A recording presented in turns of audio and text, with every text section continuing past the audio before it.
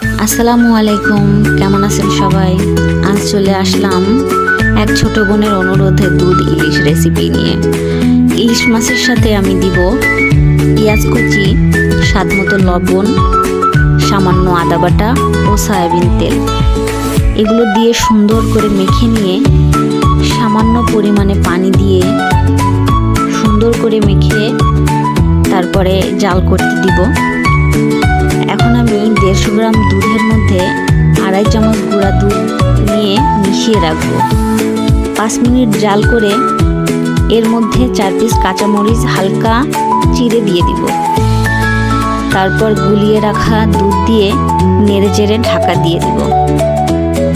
তারপর যখন তেল উঠে যাবে এবং মাখো মাখো একটা ভাব চলে আসবে, তখন বুঝতে হবে যে রেসিপি কমপ্লিট। তারপর সাদা ভাত বা পোলাও ভাতের সাথে যে কোনো একটা ভাতের সাথে এটা পরিবেশন করতে হবে।